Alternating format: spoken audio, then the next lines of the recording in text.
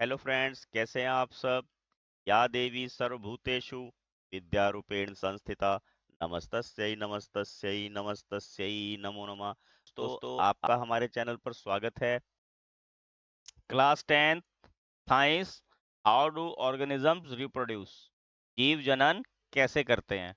दोस्तों, आज हम इसका अनुभाग 7.2 कर रहे हैं और इसमें पहला क्वेश्चन है, द्विखंडन बहुविखंडन से किस प्रकार भिन्न है।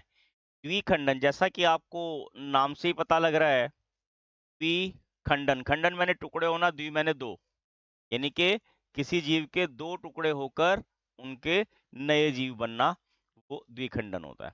और बहुखंडन क्या होता है, जिसमें बहु मैंने अधिक, बहुत सारे, जिसमें कोई जीव दो या दो से अधिक हिस्सों में विभाजित होकर नए जीव को जन्म देता है, वो बहुविखंडन होता है। ठीक है। अब देखिए, द्विखंडन में क्या होता है, इसमें कोई जीव जब दो हिस्सों में विभाजित होता है तो उसमें उसके चारों ओर सिस्ट का निर्माण नहीं होता। सिस्ट क्या होता है, कोई जीव अपनी सुरक्षा के लिए अपने चारों तरफ एक कठोर आवरण बना लेता है, उसे सिस्ट बोलते हैं। और जो बहुविखंडन होता है, इसमें बहुखंडन में जीव अपने चारों तरफ सिस्ट बनाता है, एक कठोर सिस्ट बना लेता है, ताकि वो बाह्य पर्यावरण से अपनी कोशिकाओं की रक्षा कर सके। ठीक है। तो इसमें क्या होता है कि इसके चारों ओर सिस्ट होता है, द्विखंडन में सिस्ट नहीं बनता। अब इसमें क्या होता है, जो कोशिकाएं हैं वो बिखरती नहीं, जो बहुविखंडन होता है इसमें कोशिकाएं बिखर जाती हैं। जैसे ये सिस्ट फटेगा तो ये बहुत सारी कोशिकाओं में विभाजित हो जाता है। क्या हो जाता है, ये बहुत सारी कोशिकाओं में विभाजित हो जाता है। देखिए, मैं इसके चित्र से भी आपको समझाने का प्रयास करता हूँ, चित्र बना लेता हूँ पहले। तो अब देखिए, जैसे मैंने बताया था, ये अपने चारों ओर सिस्ट नहीं बनाता, इसमें कोई सिस्ट बना हुआ नहीं है। और बहुविखंडन में सिस्ट बनाता है, ये चारों ओर एक कठोर आवरण है जिसे हम सिस्ट बोलते हैं। ठीक है ना। द्विखंडन में क्या होता है, कोई जीव दो भागों में विभाजित होता है, अपने चारों ओर सिस्ट नहीं बनाता। और बहुविखंडन में कोई जीव जो, जैसे इसके अंदर बहुत सारे केंद्रक नजर आ रहे हैं, बहुत सारी कोशिकाएं नजर आ रही है, अब ये अलग अलग बन गई कोशिकाएं। ठीक है। इसमें इसके चारों ओर सिस्ट बनता है। अब इसमें तो बिखरने का चक्कर ही नहीं है, इसमें कोशिकाएं बिखरती नहीं। ठीक है। बिखरती नहीं। और इसमें कोशिकाएं क्या होती हैं, जब अनुकूल परिस्थितियां आती हैं, इसके चारों ओर का जो ये आवरण है फट जाता है और कोशिकाएं बिखर जाती हैं। कोशिकाएं क्या होती हैं, बिखर जाती हैं।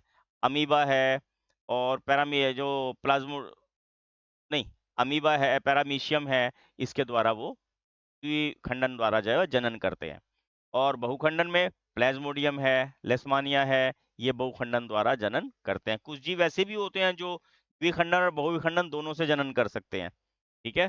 अब हम इनके जो डिफरेंसेस हैं, मैं उसको एक बार टेबल में भी लिख देता हूँ। देखिए, द्विखंडन विधि में जीव विभक्त होकर दो संतति कोशिकाएं बनाता है, जैसे यहाँ पे अमीबा में दिखाया है। और बहुखंडन में क्या होता है, एक कोश के जीव अनेकों संतति कोशिकाओं में विभक्त हो जाता है, जिसके अंदर खूब सारे केंद्र दिखाए हैं इस चित्र में हमें। ठीक है।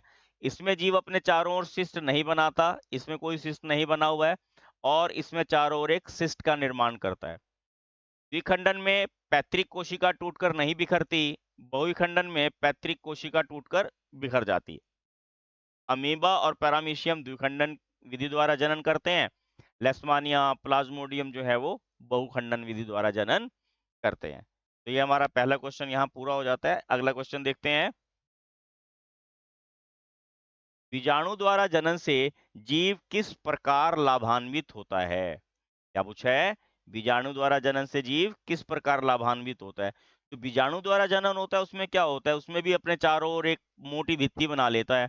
और जब अनुकूल परिस्थितियां होती हैं तो ये भित्ति भित्ति जो है वो फट जाती है। और जब प्रतिकूल परिस्थितियां होती हैं तो ये जो बाहर की चारों ओर की इसकी भित्ति होती है, जो उसको प्रतिकूल परिस्थितियों में, विपरीत परिस्थितियों में उसको सुरक्षा प्रदान करती है। ठीक है। जो बीजाणु द्वारा जनन होता है, उसके उसमें बहुत सारी कोशिकाएं बनती हैं। क्या होता है, उसमें बहुत सारी कोशिकाएं बनती हैं। जो बीजाणुओं द्वारा जनन होता है, इसमें असंख्य कोशिकाएं बनती हैं, बहुत सारे जीव बनते हैं। और बहुत सारे जीव बनते हैं, जितने ज्यादा जीव बनेंगे उतने ज्यादा जीवित रहेंगे। यानी कि बीजाणु द्वारा जनन करने से जीवों की संख्या बहुत अधिक होती है और उसके बचने की संख्या भी उतनी ही ज्यादा हो जाती है। ठीक है। और बीजाणु क्या होते हैं, ये इसके द्वारा जनन करने वाले जीव विपरीत परिस्थितियों में भी जीवित रह सकते हैं। ठीक है, विपरीत परिस्थितियों में भी ये जीवित रह सकते हैं। इसको एक बार सारणीबद्ध कर लेते हैं, लिख लेते हैं हम। अब देखिए, बीजाणु द्वारा जनन से जीव निम्न प्रकार से लाभान्वित होता है। बीजाणुओं के चारों तरफ एक मोटी भित्ति होती है जो प्रतिकूल परिस्थितियों में, यानी कि विपरीत परिस्थितियों में, जो अच्छी परिस्थितियां नहीं होती, में उसकी रक्षा करती है। ठीक है, बीजाणुओं द्वारा उत्पन्न जीवों की संख्या बहुत अधिक होती है। इससे उनके बचने या जीवित रहने की संभावना भी उतनी अधिक हो जाती है। ठीक है ना, बीजाणु विपरीत परिस्थितियों में भी जीवन यापन कर सकते हैं। ठीक है ना, विपरीत परिस्थिति, जब इनके अनुकूल परिस्थितियां नहीं हो तब भी ये जीवित आसानी से रह सकते हैं। ठीक है, नेक्स्ट क्वेश्चन देखते हैं। क्या आप कुछ सोच सकते हैं जिससे पता चलता है हो कि जटिल संरचना वाले जीव पुनरुद्भवन द्वारा नई संतति उत्पन्न नहीं कर सकते? अब दोस्तों, जो जटिल संरचना वाले जीव होते हैं उनकी जो जनन प्रक्रिया है वो भी जटिल होती है। ठीक है ना, उनकी जनन प्रक्रिया क्या है, वो भी जटिल होती है। और जटिल होने का उनका शरीर क्या होता है, जटिल जो शरीर संरचना है वो क्या है उनकी, उनका शरीर जो है अंग, अंग तंत्र, उनमें विभाजित होता है, डिफरेंट डिफरेंट होते हैं। ठीक है ना, अब ऐसा तो है नहीं कि कोई जो जटिल संरचना वाले जीव हैं उनका कोई बाजू काट ली या टांग काट ली उससे नया जीव उत्पन्न कर सकते हैं। क्यों? शरीर का कोई भाग काटकर उससे नया जीव का जो विकास है वो नहीं किया जा सकता। ये जनन की वह विधि होती है जिसमें किसी जीव के शरीर को एक हिस्सा अलग करके उससे नया जीव उत्पन्न कर सकते हैं। अब जिनकी जीवों की जटिल संरचना होती है उनका शरीर अंग अंग तंत्रों में विभाजित होता है, तो किसी भी ऐसे जीव का कोई अंग काटकर नया जीव उत्पन्न नहीं किया जा सकता। ठीक है, तो पुनरुद्भवन द्वारा जटिल संरचना वाले जीवों से नए जीव की उत्पत्ति करना संभव देखिए, नहीं जटिल है। संरचना वाले जीवों में जनन भी जटिल होता है। का शरीर अंग अंग तंत्रों में विभाजित होता है। शरीर का कोई भाग अंग, जैसे कोई भी काटकर या अंग तंत्र के रूप में विकसित नहीं कर सकता। ठीक है ना, कोई भाग काटकर जो है अंग या अंग तंत्रों में विकसित नहीं कर सकता। इसी कारण जटिल संरचना वाले जीव पुनरुद्भवन द्वारा नई संतति उत्पन्न नहीं कर सकते। प्रवर्धन का उपयोग क्यों किया अगला जाता प्रश्न है? है, दोस्तों, कुछ कायिक पौधों प्रवर्धन को क्या होता है? उगाने के कायिक लिए प्रवर्धन बिना बीज के नए पौधे उगाने की विधि होती है। कायिक प्रवर्धन क्या है? बिना बीज के नए पौधे उगाने की विधि कायिक प्रवर्धन कहलाती है। अब आपको पता होगा कायिक प्रवर्धन द्वारा जैसे गुलाब की कलम लगती है, बीज तो लगता नहीं ना। ठीक है, ऐसे बहुत सारी चीजें हैं, जैसे आलू है और लहसुन है, इन सब का जो है बिना बीज, कोई तने से लगता है, कोई पत्ते से लगता है। जैसे पत्ते से ब्रायोफिलियम प्रजाति के जितने भी पौधे हैं वो पत्ते से नया पौधा उत्पन्न कर लेते हैं। ये पूछ रहे हैं कि पौधों को उगाने के कायिक प्रवर्धन का उपयोग क्यों किया जाता है? दोस्तों, इस विधि द्वारा एक तो पौधे जल्दी बन जाते हैं, आसानी से पैदा हो जाते हैं। ठीक है ना, जो बीज नहीं जिनके मिल सकते, जैसे गुलाब का बीज नहीं मिलता हमें, वो आसानी से कलम से लग जाते हैं। और पौधे को कम देखरेख की आवश्यकता पड़ती है, जल्दी से ऐसे ही बड़े हो जाते हैं। ठीक है, और कायिक प्रवर्धन से जो है पौधा जो है जैसा पैतृक पौधा है हूबहू वैसा ही हो सकता है। ठीक है ना, पैतृक पौधे के हूबहू समान पौधा मिल जाता है, इसलिए कायिक प्रवर्धन का उपयोग करना पौधे उगाने के लिए ज्यादा बेहतर समझा जाता है। देखिए, कुछ पौधों को उगाने के लिए कायिक प्रवर्धन का उपयोग किया जाता है क्योंकि इस विधि में नए पौधे शीघ्र और आसानी से उत्पन्न हो जाते हैं। इस विधि में वे पौधे भी उगाए जा सकते हैं जो बीज उत्पन्न करने की क्षमता खो चुके होते हैं। ठीक है ना, अभी यही बताया था मैंने आपको। इस विधि से पौधे को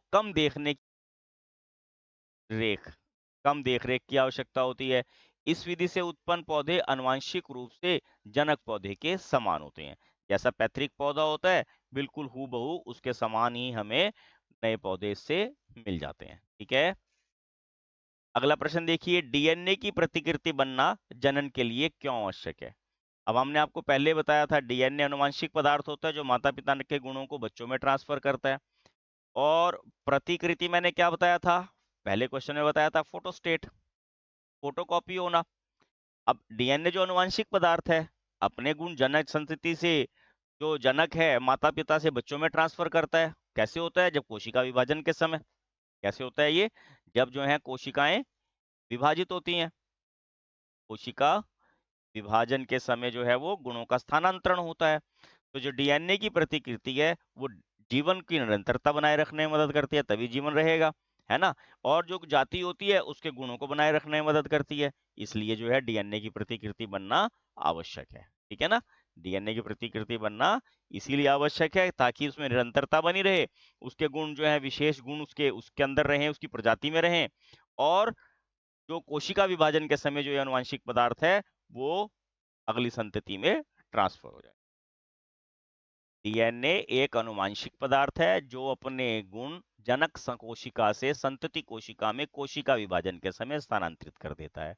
अब स्थानांतरित करने से क्या लाभ होता है? डीएनए की प्रतिकृति जीवन की निरंतरता बनाए रखने में मदद करती है, यह जाति विशेष के गुणों को बनाए रखने में मदद करती है। इन कारण से ही डीएनए की प्रतिकृति बनना जनन के लिए आवश्यक है। अगर डीएनए की प्रतिकृति नहीं बनेगी तो किसके गुण बच्चों में आएंगे?